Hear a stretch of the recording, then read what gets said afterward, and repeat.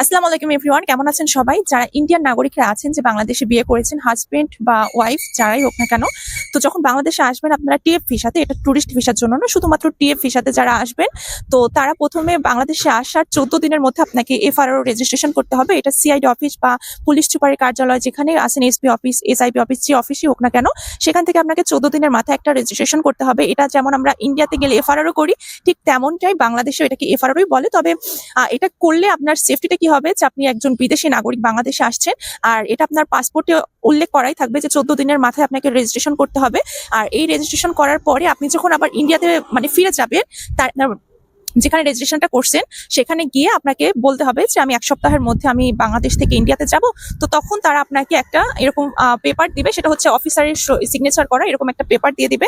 এখানে লেখা থাকবে আপনার নাম এবং ডেট দেওয়া থাকবে যে আপনি কত তারিখে অ্যাপ্লাই করেছিলেন, আর এখানে আপনার ডকুমেন্টস সবকিছুর একটা হিসাব থাকবে। এটা আপনাকে বর্ডারে দেখাতে হবে, আর এখান থেকে আপনাকে 7 দিনের মাথায় ইন্ডিয়াতে যাওয়ার একটা পারমিশন দিয়ে দিবে, ঠিক আছে, এই ডকুমেন্টসে। সো এসে কি কি ডকুমেন্টস লাগবে পুলিশ রেজিস্ট্রেশন করতে? তো প্রথম যে আপনার ডকুমেন্টসটা লাগবে সেটা হচ্ছে আপনার পাসপোর্ট লাগবে।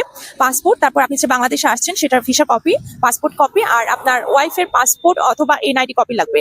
আর আপনার পাসপোর্ট সাইজের 1 কপি ছবি লাগবে।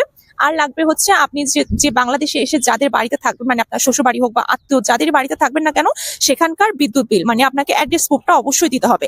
আর এই ফর্মটা থাকবে পুরোটা ইংলিশে, আপনাকে ইংলিশে ফিল আপ করতে হবে। 2টা ফর্ম থাকবে, আমি স্ক্রিনে আপনাদেরকে ফটো অ্যাড করে দেবো, আপনারা চাইলে ওখান থেকে দেখে নিতে পারেন।